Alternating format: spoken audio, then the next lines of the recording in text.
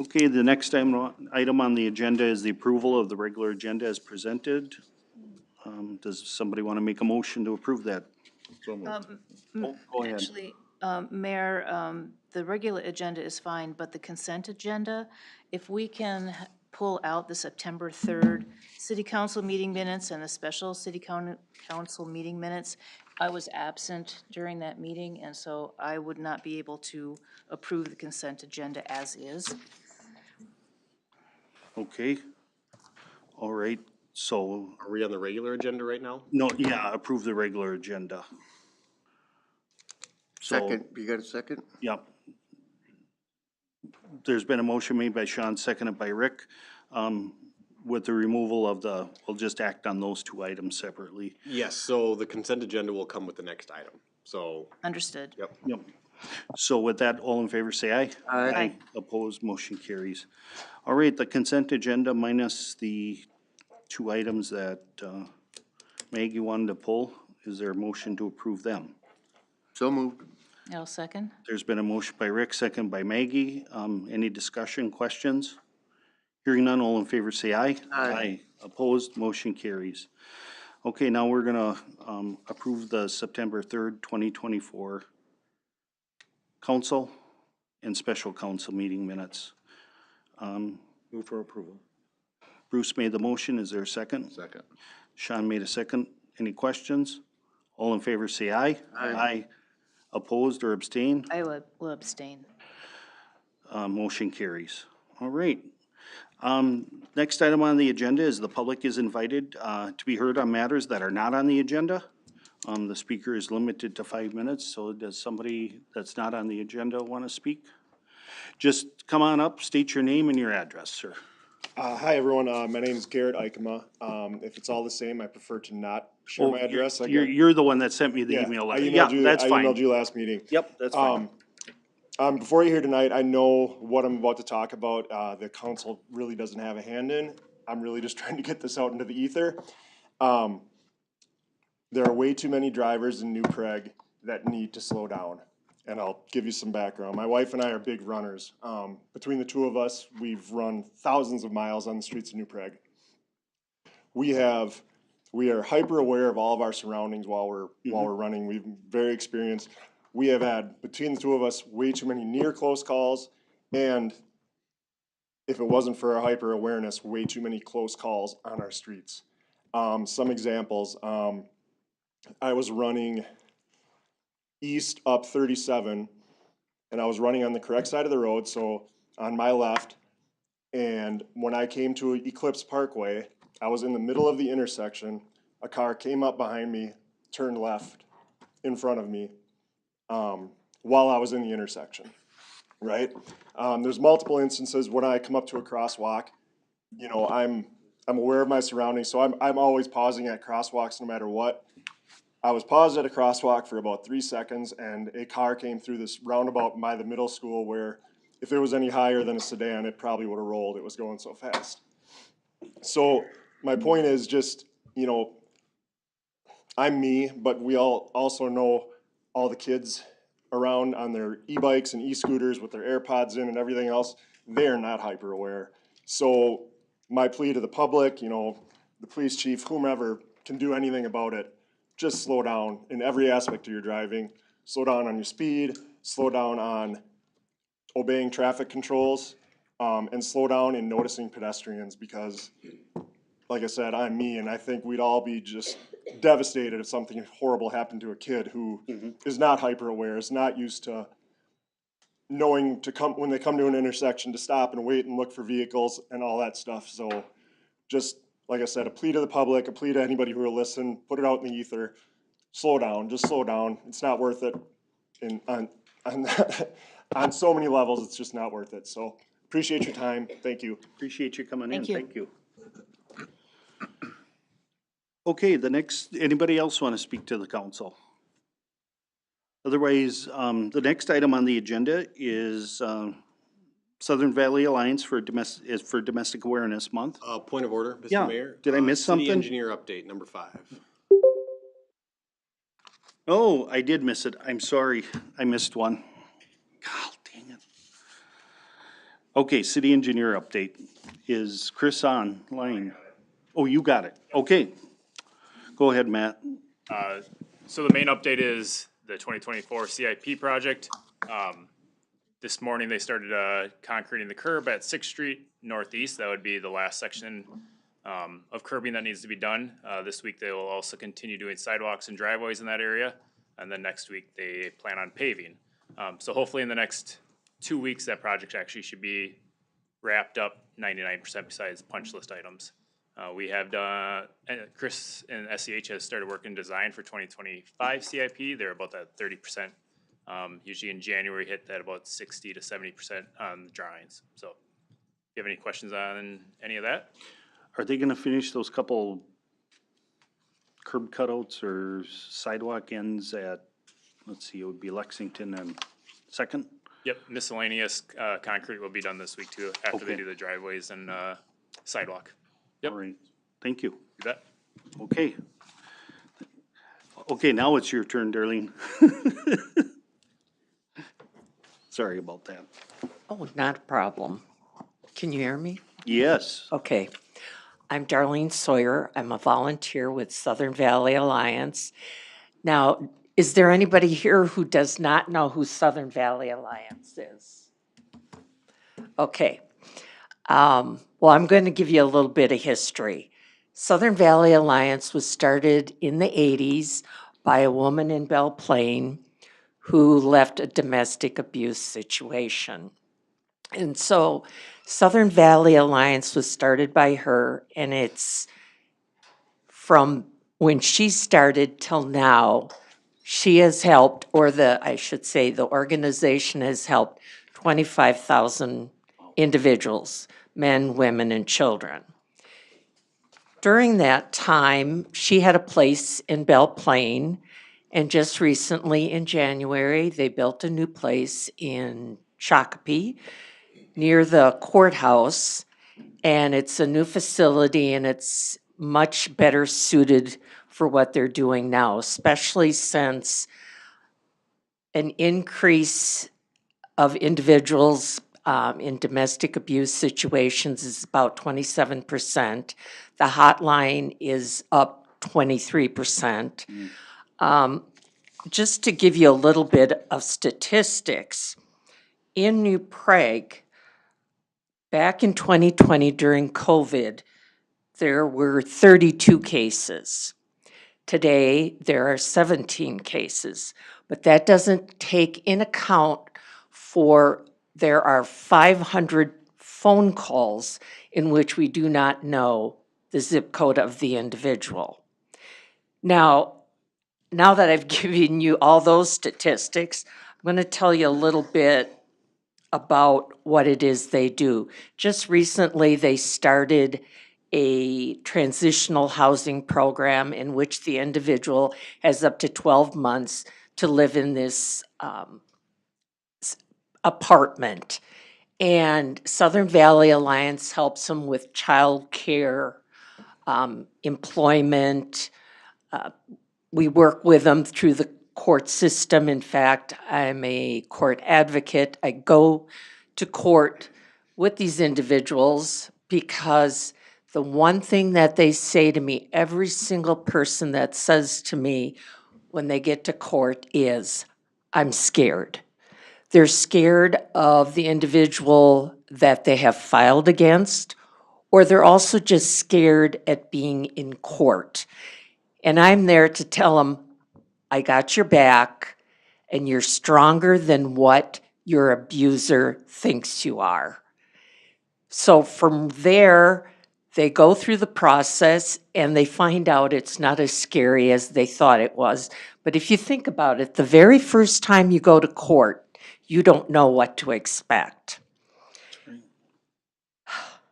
They also, as you know, October is Domestic Awareness Month. And Scott and Carver County, which is Southern Valley Alliance, have patches. And these patches are from each of the police departments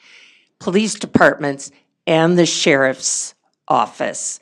So there is a total of 10. Now, if you buy all 10, it would cost you $135. Individually, they're $15. And I noticed our police chief has on the patch. So with that, I guess, do you have any questions? No, I think it's a great program. I always dealt with the advocate, Barb Hedstrom, when I worked at the county. So now you do what Barb used to do, go into court with. I'm one of the individuals. yeah. There are a lot of volunteer projects. And if you want to know any more information on Southern Valley Alliance, you can go to svaminnesota.org. Okay, All right? all right. Thank Thank you you. very much. Thank you. Thank you.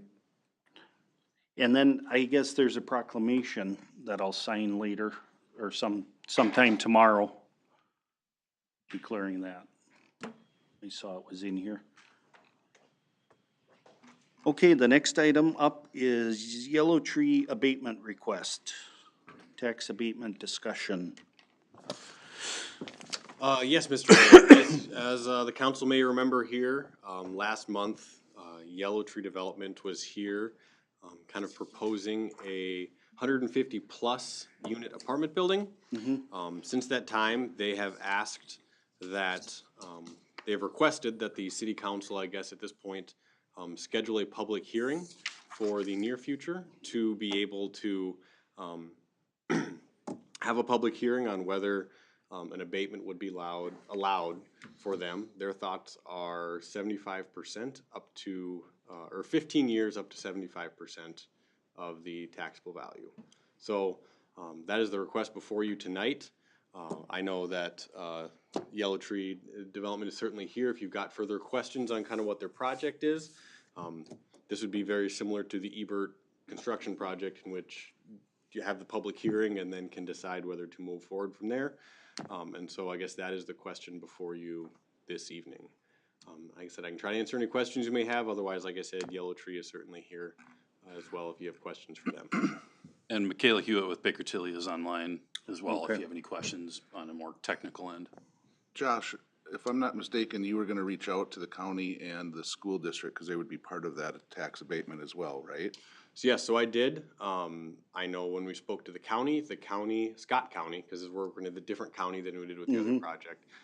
Scott County's abatement policy is that they do not generally abate for market rate housing per se. So they generally tend to focus their abatements more on job creation and economic development. And so the word I got was that Scott County was not real interested in participating. The feeling I got from the school district, while it did not come from their board per se, it was that they are kind of working through the other abatement at this time, and they weren't real interested in jumping on with another one right now. It is kind of what I got from both of those two. So that is where, like I said, their Yellow Tree's request is city directed only, I guess, at this point, for 75% of the city's share of the taxes over 15 years. But we were gonna split it equally 3 ways between county, district, school When the district. initial request came in, they were requesting about 75% of all of the taxes. Right, so now the city would be responsible for the full amount. Okay, Well, just yeah, wanna make yeah, sure I so got it'd be the that. full amount, but it'd be just the city's portion, if that makes sense. And so instead of 75% from each entity, it would be just 75% from the city. So our dollar amount would not be any more, Sean, just Okay. only our portion would be abated. Okay. County and school would still look at getting their full amount. Well, since the Ebert, project made the newspapers, I've had multiple people, voice their displeasure at the city abatement on that and the tax abatement. And I tried to explain that we had heard from some large, employers in town that said they were having trouble finding people because there was no apartments available for some of their people that would take jobs here. And so a 51 unit, even though I was technically against the abatement, I voted for it just because it seems like there was a definite need there. I'm not so sure and I'm not gonna support a 151 unit. We haven't built apartments in 40 years. We don't even know how those 51 are gonna sell. 151 seems really excessive to me, and the fact that they're asking for more taxpayer help, I'm just unwilling to do it. So that's my personal feeling. I've also received similar feedback from my constituents, especially in light of property taxes increasing year over year, the concern with people getting taxed out of their homes, and this project is quite large. There's also a cost because there's going to be extra police presence at such a large apartment building, presumably a police presence. But these are the same comments that I'm giving you now that I'm hearing from my constituents. So there is some pushback from the public about using tax dollars to abate when the homeowners here are seeing taxes rise. And not just city taxes, but county taxes and of course the school district. So it's hitting everyone's pocketbook pretty hard. So I would just like to remind for tax abatements, there would be extra services that would be rendered per se, but I guess we'll refer to those as indirect taxes, I guess that would hit. The taxes, generally tax abatement is you wouldn't pay out more than you'd collect. And so in this case, if you collected $100, we'd be potentially abating 75 back. Just to make sure that we're all aware of the situation. Okay. Yeah, but I don't know that the public necessarily sees that. I mean, I think we as a council understand that, but they're just hearing, tax dollars are going back to a developer. And so I think that's where the comments that I'm getting is just that it's hurting. Any other comments of the council? No, but a 155 unit building, like Sean just said, we don't know what that building that's going up is gonna, I'd say no to this, probably.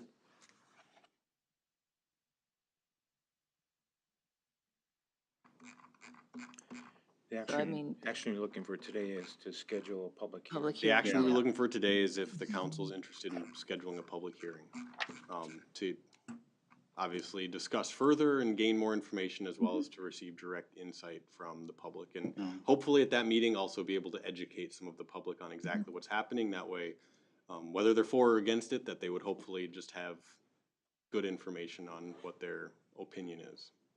I'm certainly not opposed to a public hearing. I think the more public comment that we can receive is certainly helpful. I would say by that point, public hearing, I'm assuming we'd be looking at, the first meeting in November.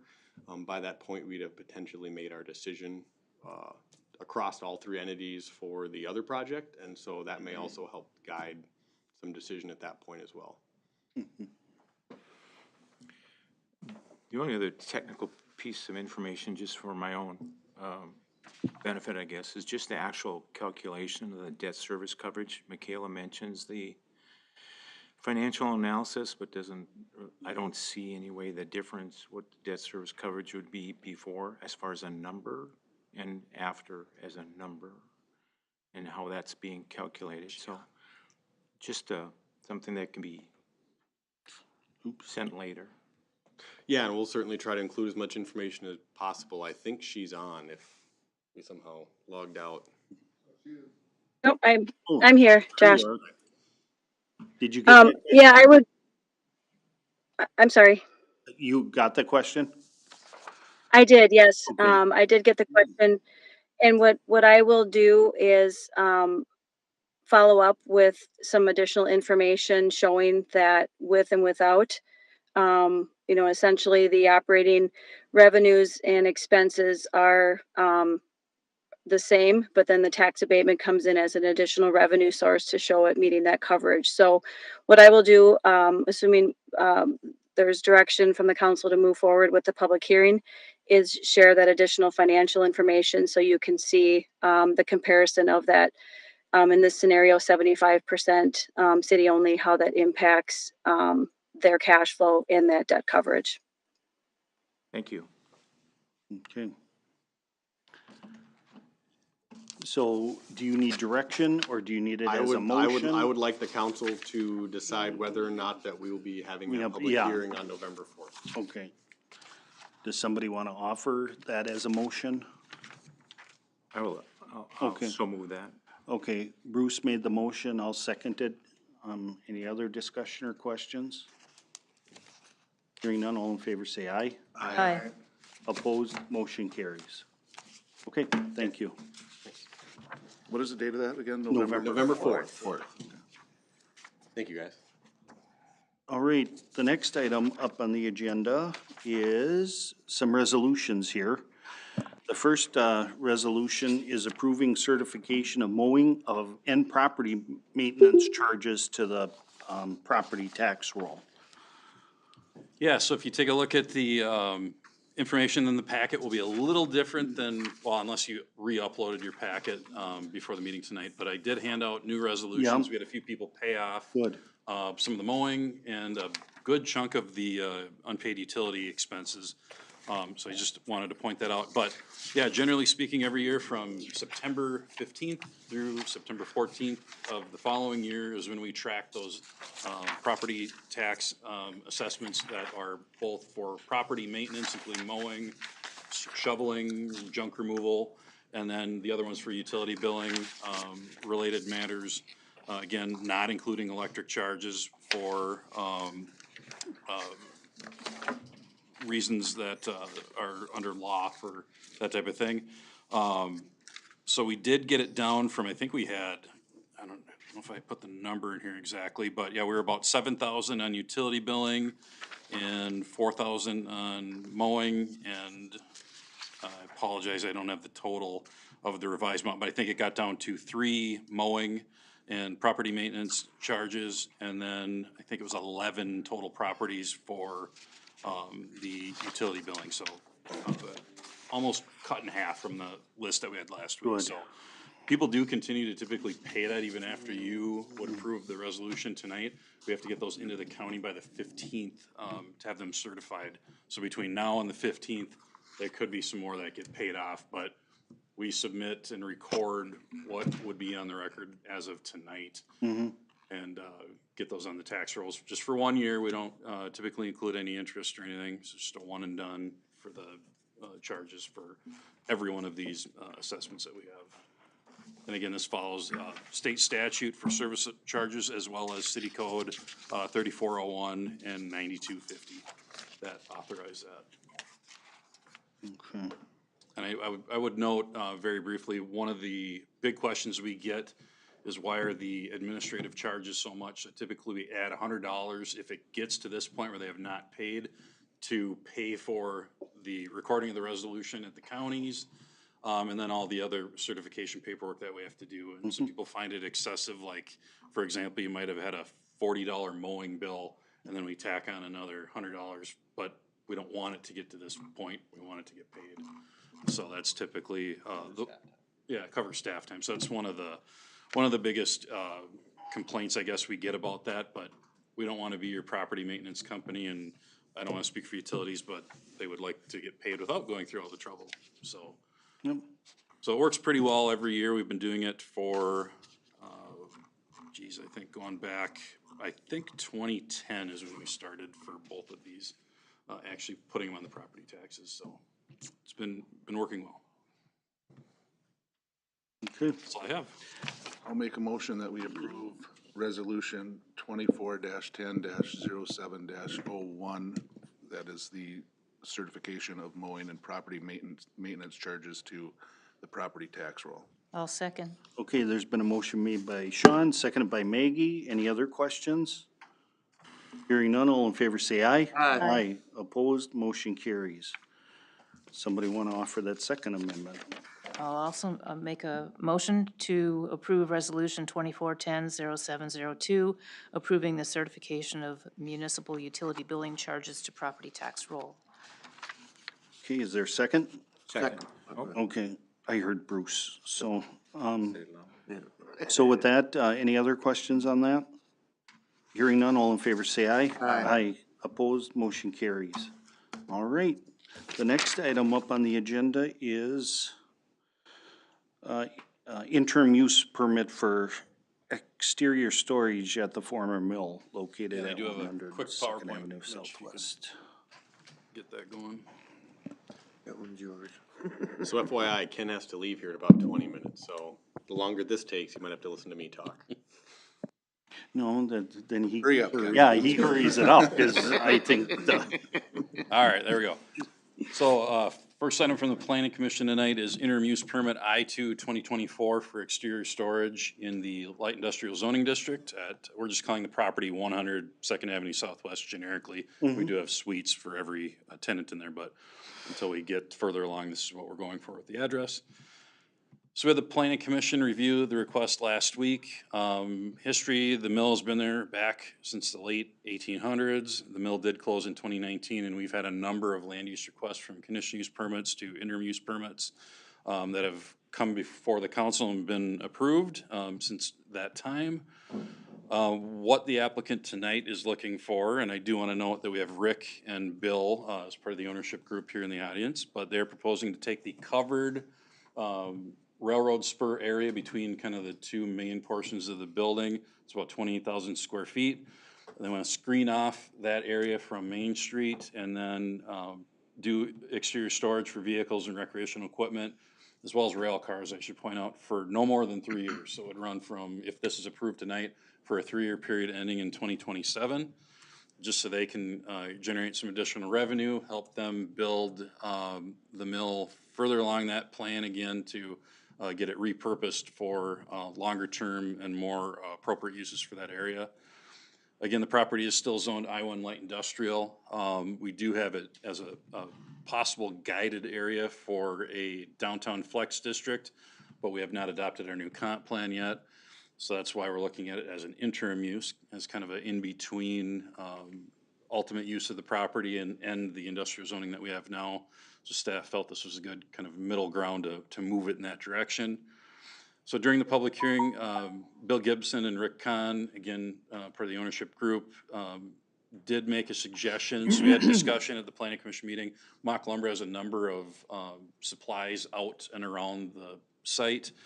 And it was brought up that they could move those into an additional covered canopy area, which is off the front of the building. We'll show it in a second here on the photo. But they asked for that to be included for Mock Lumber to move items into, and that would kind of clean up the remainder of the site. I know we've received a number of complaints over the past couple of years on, shingle pallets and siding and other things kind of around the periphery of the building. And I know they want to keep it looking good as well, so we felt that was a good amendment the planning commission offered up in part of their motion to move it forward here tonight. Again, as long as that area is also screened. The planning commission did talk about if there should be vegetation as part of the screening, but ultimately recommended not to include vegetation because, again, it's temporary and just a short 3-year time period. So they recommended 3-0 approval to move forward. So the request, so if you look at the overhead, the main area, you can't see my pointer, but the left arrow between the two buildings, that's the main area, the 28,000 square foot area that they want to park items in. There would be an 8-foot tall fence that actually would have gates so they can open that and close that as needed when they get items in and out that are larger. And then on the right side that have the little yellow note that was the covered canopy area that was added during the planning commission meeting for storing the mock lumber items. They will also enclose that with fence screening on the front. Again, to kind of clean up the look of any exterior storage and kind of move it all behind those screened areas. So to put that on a site plan, again, the hatched area in red, kind of in the middle, that's where that would be. We'll show photos that'll clarify that a little better for you in a minute. And then that canopy area up front. So again, just a zoomed in area on that bottom right of the slide there showing that area that would again be fenced off, so you wouldn't see that from Main Street with that 8-foot tall fence. They do have rail cars from Chart that are located off the back, which we'll show in a second here. But again, you can see in some of these photos, some of the mock lumber building materials kind of scattered around the periphery of the site. This would move those behind a screened area and make that look a little better as part of this process. Moving back to the south side area between Rinda Landscaping and Connolly Plumbing Building, this is where they have the rail cars from Chart, and those wouldn't necessarily need to be under the covered area. It's been used for rail cars for years, but it is behind and out of the public view, even though it's not covered in that area. But the vehicles and recreational vehicles would need to be under the covered portion per this interim use permit. One other condition I know Public Works was concerned with, and it dates back to when the mill operated, the left picture up there, let's go back. That road is public road at Second Street Southwest. It could get a little banged up from heavy vehicles and equipment. So we just put a condition in there that if that were to occur, we could invoice them for the additional upkeep and maintenance of that roadway, should it be necessary for Public Works to do that. But by and large, pretty standard conditions other than that throughout, other than the screening. And again, this is just a temporary 3-year type use for that property there to help them move forward with continued redevelopment of the property and to ultimately help develop that plan. I think we talked at length at the Planning Commission meeting, just getting that ultimate plan. I know the Planning Commission and Council wants to see for that site. This will help get them to that point as well. So staff and the Planning Commission do recommend approval of the interim use permit with the findings and conditions that are contained in the resolution in the packet. So with that, I'm just gonna leave the site map up. And if you have questions for staff or the applicant, we can stand for them here tonight. Okay, any questions? The 3-year time period, is that an aspirational thing or something actually occurring on the 3-year, end of 3 years? So with an interim use permit, we have to set a defined end date for that. And 3 years, we felt like a reasonable time period to allow that to, one, get the comp plan adopted, and then two, have them continue to move towards, you know, what ultimately, I think the biggest question is what ultimately would happen to the old grain storage areas. And I don't want to put any words in your mouth, Rick or Bill, but as they noted at the Planning Commission meeting, this should help them develop those further plans. And, you know, if for some reason they wanted to extend it, they would have to come back in front of the council to add additional time on the back end, should they look to do that. Otherwise, it would have to be a hard end date of October 7th, 2027 per the IUP. Well, just so expectations are kind of understood then, are you or the city expecting something to get in our pockets by the end of 3 years? Some actual plan? One thing I think Councilmember Ryan brought up, and it got brought up at a past Planning Commission meeting as well, with the approval of the interim use permit for Faith Carvery Music, one of the items in that resolution was that when 30% of the buildings are filled up at the mill, we wanted to see a full kind of a build-out plan, I guess, as it were, for where are we aiming for here with the building. So this would help them during that time period build out that plan. Okay, what are we doing with the green bins? What are we doing with some of these areas that have an unknown use at this point? So not that there any action being taken with the grain bins, but at least there is a plan. Is that my understanding? Well, we would hope to have a plan. I don't know, Rick or Bill, if you guys want to address that, if you could.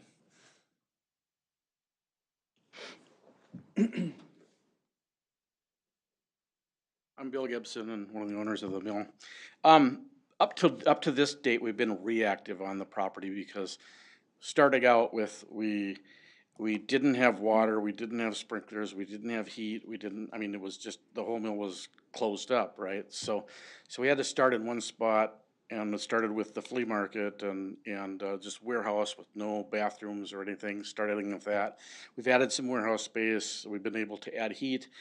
Because we've had heat, then we've been able to add water and sprinklers then, and it's been kind of a step-by-step process to get where we are. And so we've been reactive up till now. Now we have some spaces that are open, we're being proactive.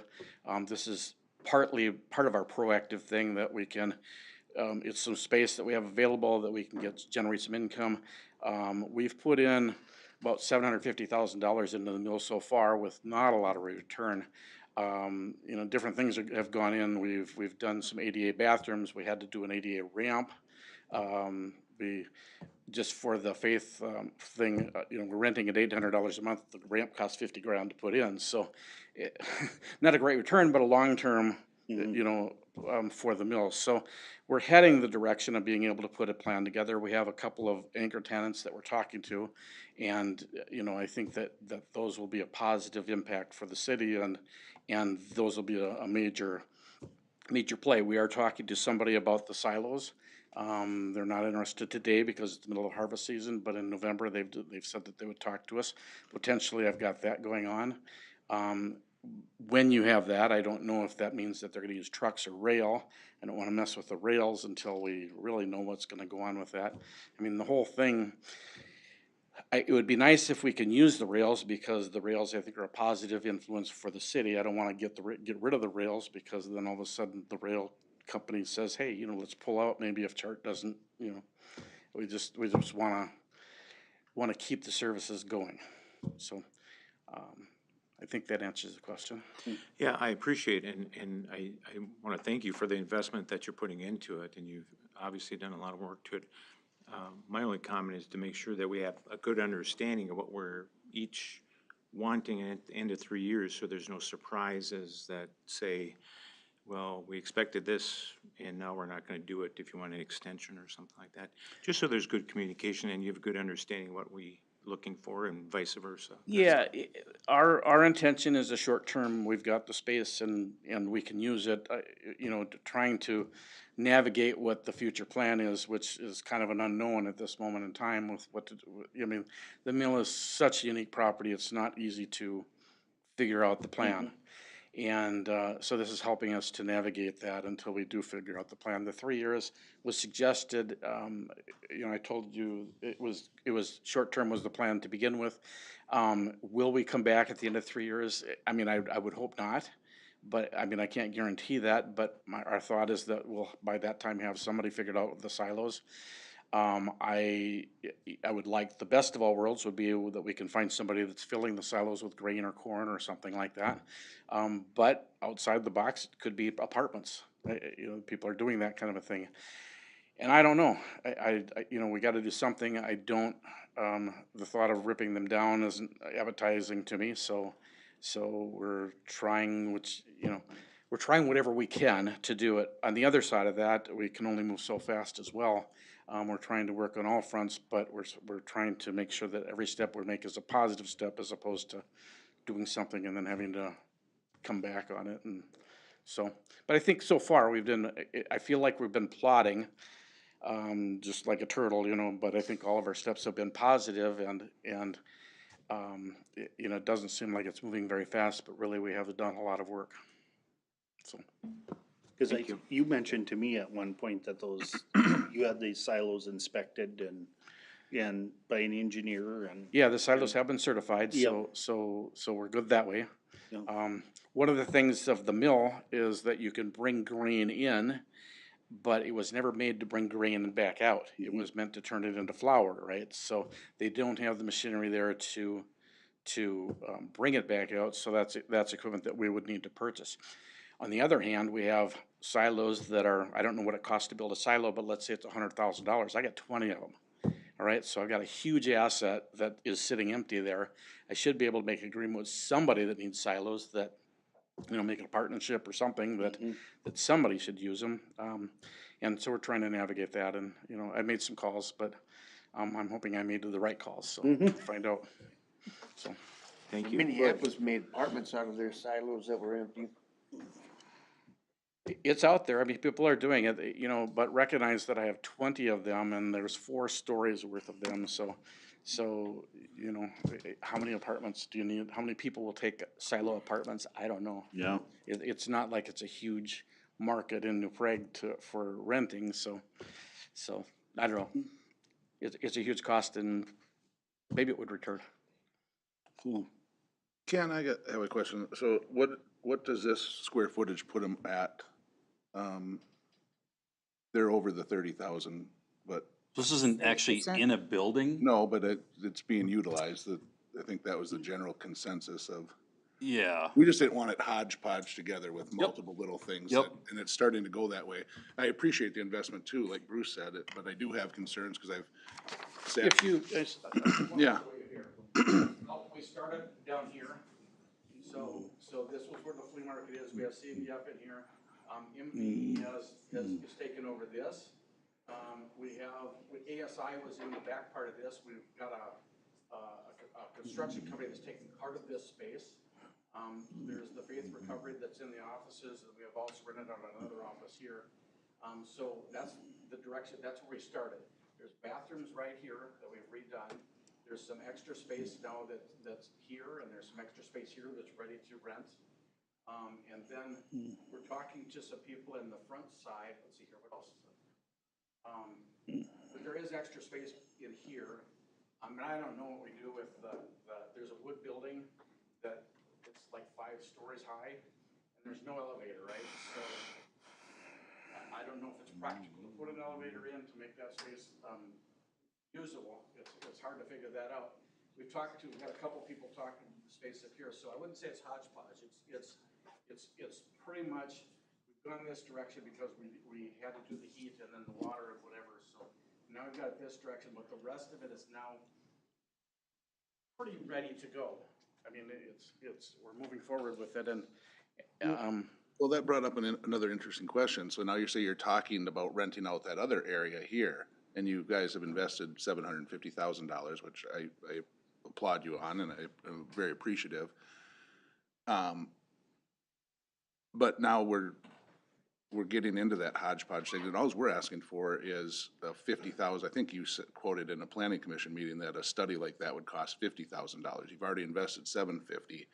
50 doesn't seem like it's some outlandish number to put the council and the planning commission at ease and the citizens of New Prague on how this is gonna look in the end and be dressed up, because right now it is kind of a eyesore, and that it's not being used. And I think that's the biggest concern that the residents of New Prague have. So, you were here 2 months ago with the Faith Recovery thing, and now you're back with this. And I want to do all this stuff for you, and I believe you. I think you really are trying to plod this plan out, and I think you have a commitment to the city. But to Bruce's point, I'm just worried that 3 years from now you come back and say, well, this didn't quite work out, but we still want another extension of this. And so my question to Ken was, just to make sure that the council feels good and that we're moving along together and we're keeping that communication open, shouldn't we do a 1-year program? And then you can come back next October, and if we communicate and you say, hey, this is how we're doing it, or maybe we are gonna present this overall plan for the property, we can extend it another year and then another year. But it still gives us a little bit of ability to keep that communication open and make sure your vision and your business's vision is aligning with the residents of New Prague and the council and the planning commission's vision. I think a lot of the answers will be available in the next 60 days. We have a couple of tenants that I believe are anchor tenants that'll be coming in, and I mean, I don't have them signed yet, so I can't really say the names of who they are, but I think that you'll be happy with I think that will be a huge addition to what you're asking for. So I think the information is coming.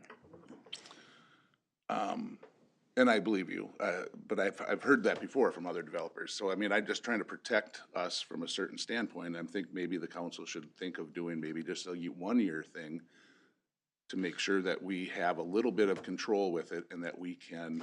Well, so what we're trying to do is to rent out to like campers and RVs, whatever. So 1 year kind of doesn't give us so much of a start. I mean, it's not gonna, this year, in the first year, we're not gonna get much, right?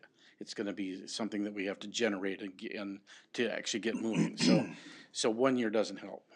But Well, and that's interesting too, because I don't know if I really need another RV park, since we already have one on the other end of town that isn't anywhere near full and is not being screened properly from the planning commission, because we probably left the deciduous trees and whatnot on too long of a growth cycle. But I've heard about people telling us that doesn't look good.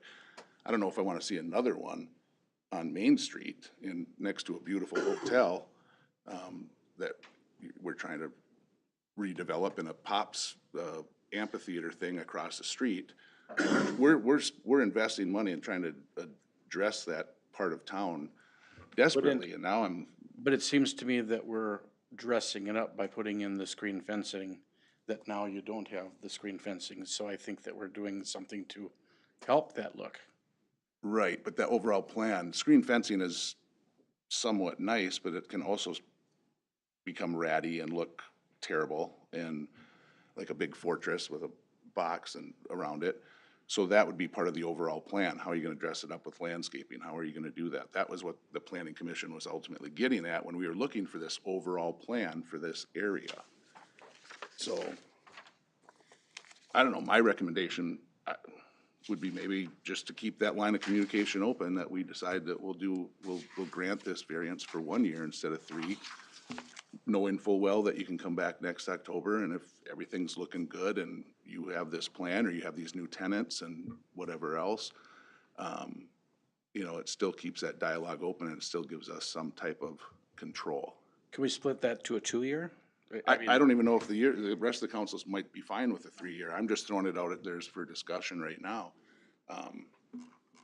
You know, because I think Bruce made a good point. Let's keep that communication open. I think we certainly need to keep the communication open, but I think, part of going into any venture, especially something like this, where you kinda have to start from the ground and kinda get clientele, having some sort of security that in a year you'll be allowed to keep doing this will be important too. Cause I guess if I was trying to park my camper somewhere and I didn't know if the place was even gonna be open next December, would I wanna park it there, or would I wanna go find some place that I knew would have a little more security? So I guess my recommendation is, I guess would be to stick with the planning commission recommendation at this point and go for 3 years, and, while obviously keeping this line of communication open so we can continue to see how it develops out there. Anybody else on that? Well, I don't wanna handcuff these guys on their future development of it. I don't know if it's handcuffed. And if you tell them a year it is. you know. Well, I think there's a high probability that we'll extend it another year, because I really do believe you guys that you're trying to do the right thing here. You know, there's other situations where my time here on the council that I've been told a lot of things that never developed. But I sincerely believe that you guys are trying to do this the right way. I just want to make sure that we have just a little bit of control if it turns out that it's starting to go south, because we will hear about it. And I think we have that control at any time. We can pull the permit if it starts going. But I think also we have a history of what we're doing with, at the mill as well. We've worked really Agreed. well with Ken and, you know, the inspectors, what, you know.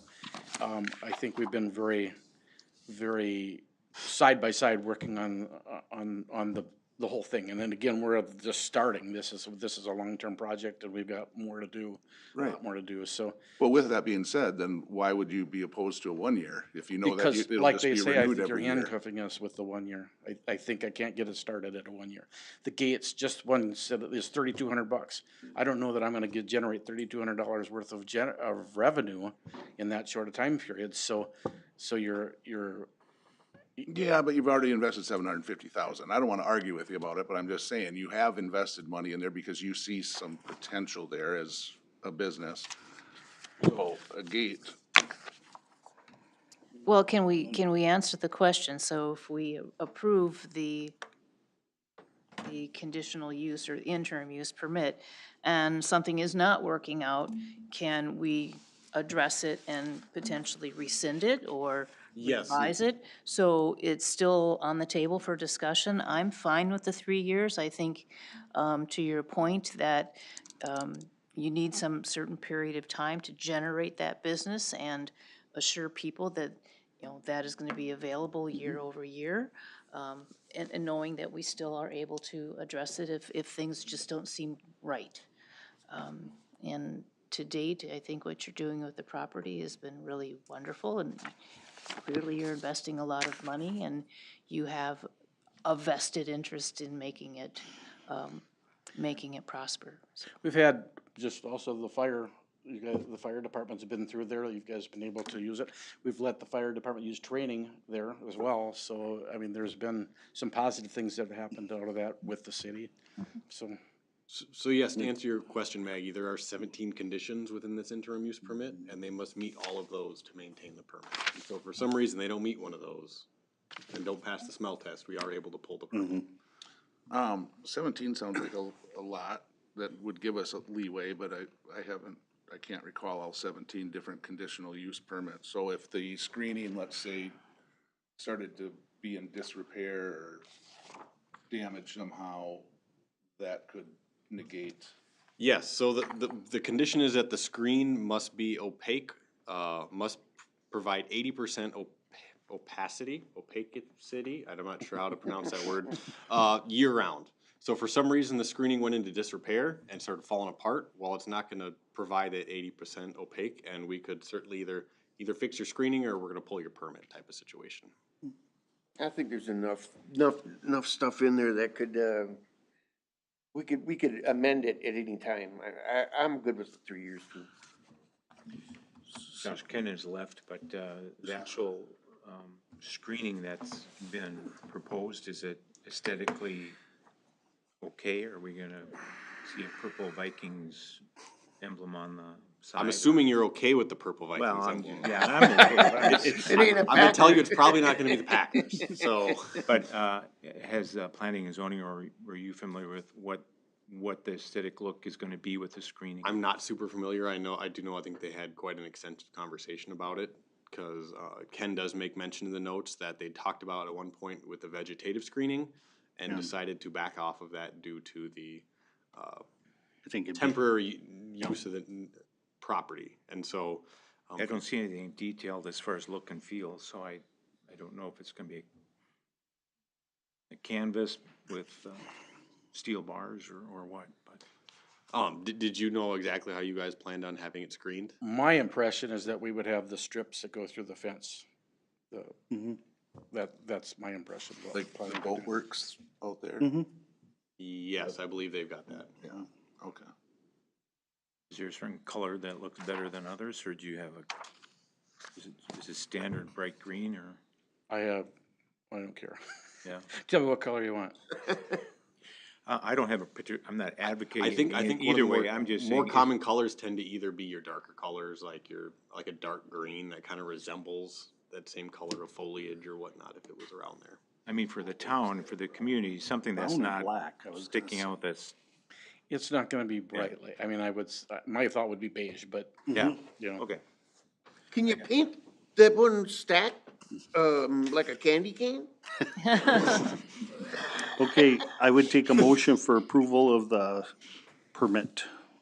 Resolution number 24-10-07-03. I'll make that motion, All actually. right, second. Makes second. Is there any other questions or discussion?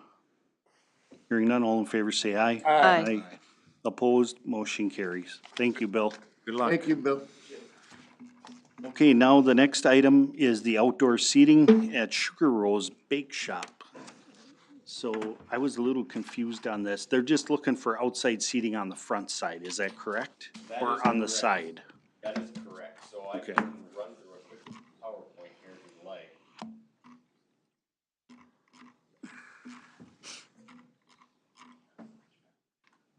I don't wanna hear it, Matt. Oh, you heard that, sorry. It's just a table and chairs, right? Mm-hmm. Yeah. To match the other side that they kinda are using now, so. How did you run into a security alert? I don't know what's going on here. I just had What? one too. Do we have kinda any Oh, questions? There we go, I'm back in. Yeah, so I'll go real quick. Wanted me to restart my. Oh, really? They're basically looking at putting a couple tables and chairs right out front. They actually own about 1.8 feet outside of their building. The width of these tables and chairs, you can see here on bullet point 4, is just over 20 inches, so they're kind of right on the cusp of slightly being over into the MnDOT right away. This Planning Commission did approve this allowance of these tables and chairs right out front. Of note, they will need to get a MnDOT permit since they will technically be over by about an inch or two.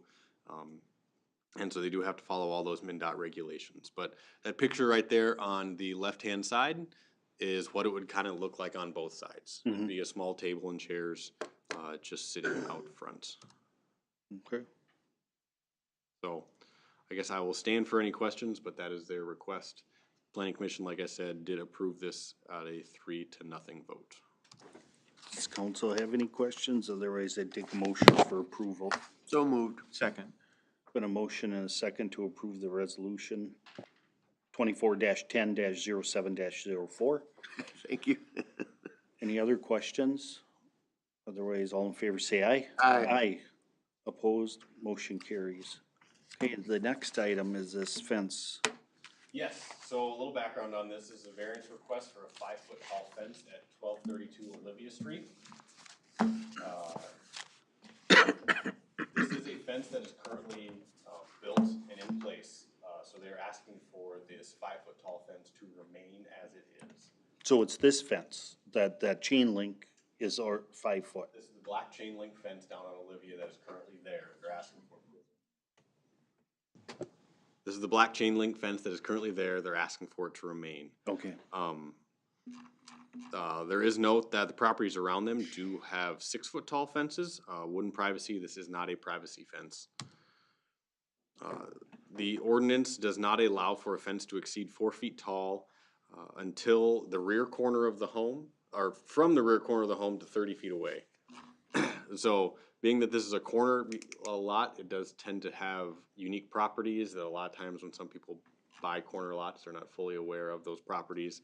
In this case, they tend to have 2 front yards according to the zoning code.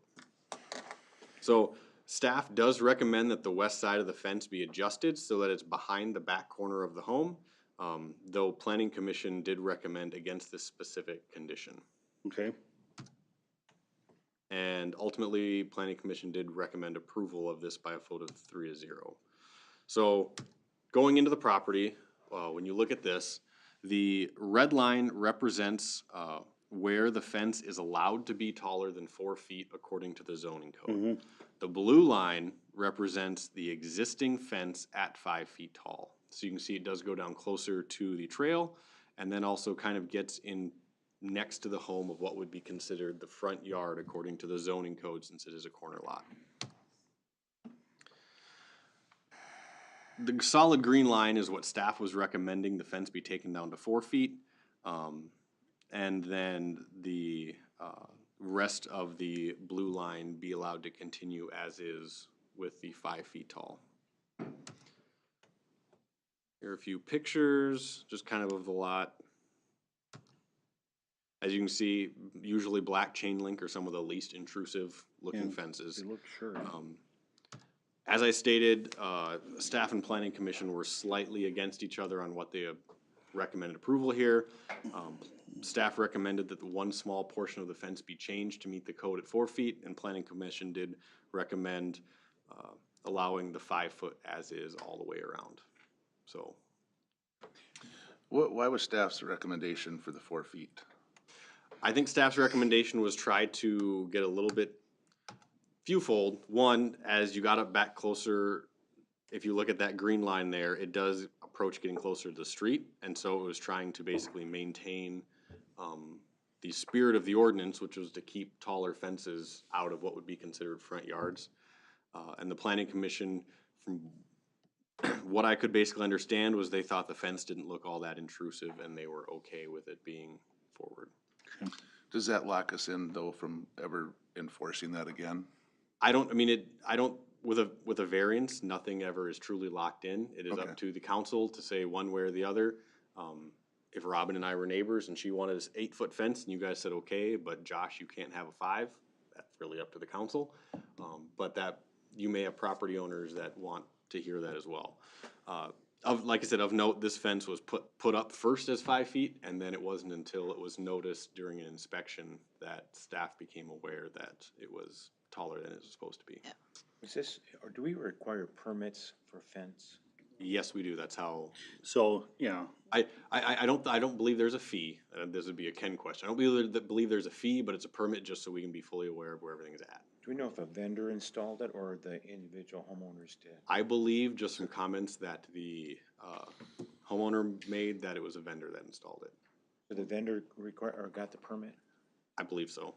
They got the, Again, this is generally I something. guess I would like to know, cause if the vendor did come and get a permit and installed it incorrectly, maybe we should, because before I'm gonna invest a ton of money into something, I wanna make sure the i's are dotted and the t's are crossed Yeah. for this issue. And if these people, So I would say, at this point, the fence is already standing. Mm-hmm. If that is something you'd like an answer to before making a decision, we can No, certainly just, I- I'm saying we can table this for one meeting when Ken is able to be here and actually answer those questions, cause he knows the whole permitting process a little bit better than I do. no, I guess for my thing, if those questions are answered later, I'm just curious on that, because I don't think it's gonna change my mind It whether, doesn't change my mind either, but I'm interested in the process and understanding where we could have caught this to make sure You know. we could have wrestled with it in the right procedure. I So mean- was our bill inspector the one that caught it then? As far as I'm aware, it was an So inspector. shortly after it was constructed or installed that it, Correct, so this was done this year sometime? yes. Okay. Okay. so. All right, any other questions? Otherwise, I'd take a motion for approval of the variance. So moved. Second. Okay, there's been a motion by Bruce, seconded by Sean. Any other questions? Hearing none, all in favor say aye. Aye. Opposed, motion carries. Okay, any general business, otherwise I'll go around the horn. Josh? Oh, am I first? Yeah, you're first today. How's All that? right. Got a few things. We did just receive word from the post board. I'm gonna steal Tim's thunder here, so that way I can have a few things to talk about. News from the post board, that we did, pass our compliance certificate. He's gonna use much better words to make that sound better than I do, but state of Minnesota says we're okay to keep policing people. So, that was pretty exciting. An FYI for you all, there was a THC violation that you guys approved here a few weeks ago on 1319. They did formally request an appeal on the 1st of October. I have already been in contact with our city attorney, Scott Riggs, as to how we go through this whole process, and they will have their appeal hearing during the November 4th meeting. So that will be their chance to come and speak to you about why they don't believe they should be held in violation of serving THC beverages without a license, and city council's ability to formally rule on that. So that'll be November 4th. We are finalizing, this kind of goes back to, Rick called last week wondering about Dozinki numbers. We are working on finalizing those at this point. I believe we're waiting on LeSueur County to fully wrap that up, correct? Yeah, the sworn, the invoices for.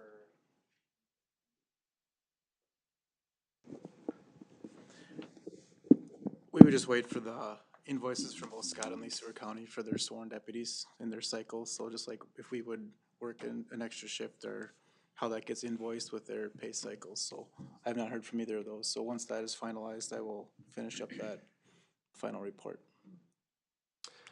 And then last but not least, assessment notices went out for the 2024 assessment hearing that we have here at our next meeting. Since then, I've received phone calls from 2 property owners. I don't know about anybody else.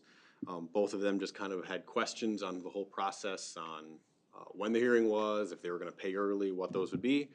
And we do generally receive a lot of bad news. I know Matt takes his fair share of the brunt of most of it as a front line. I did want to share that I had comments from one citizen that they could not speak more highly of Matt throughout this whole process.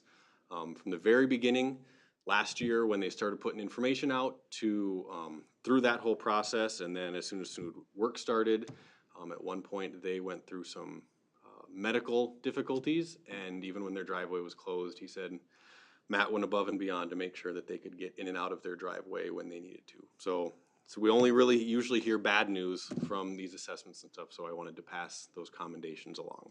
Your grandma doesn't count, Matt. I just teasing. But that is all I've got. Okay, Well, thank you, Matt. yes. Nice to hear. Thanks, It man. is He wonderful. stole his thunder from the chief Robin? and, I don't have anything. I do have something for you, but I gotta ask you about it. It's on the computer. I got an email from somebody. Okay. Tim? No, just to add to that post-compliance, it's three main points that they come and audit. It's, every 3 years they audit us to make sure that we are compliant with our, post-mandated policies, that we received our mandated training, and that there are any officers that are exempt from any training or anything. Like if you work in an office, you don't necessarily have to go through the pursuit driving, and you can exempt yourself from that. We don't have anyone currently that's exempt from that right now, but, we did very well on that, so happy to report that. Thank you, Tim. Good. Just to speak a little bit to the gentleman that spoke about the speeding, I think I included in my update last week or week before, the Towards Zero Death initiatives that we take part in. The number was, in Minnesota, May 1st through September 2nd, Minnesota law enforcement agencies wrote 68,723 citations for speeding in the state of Minnesota. So in Scott County, New Prague Police had the most hours contributed to that enforcement event here. So we are out there and we do take that seriously, and we are doing things to prevent speeders in the area. So Okay, that's all I have. thank you. Matt? Chief? So the air packs that we purchased here a few months ago, those are in service now, so we did meet our deadline of December before the other ones were not covered anymore. So those are trained and in service and working well, so just wanted to give an update on that. And then we did get word, I know I saw it in the packet for the special city council meeting, that we did get word that we did get the radio grant. And a big thank you to Kira and also Tim for writing that for us. I'm definitely not a grant writer. She's very good at it, and with the help of Tim, we were able to secure some money. I believe it was like about a $4 million grant, and I think they had requests for $23 million.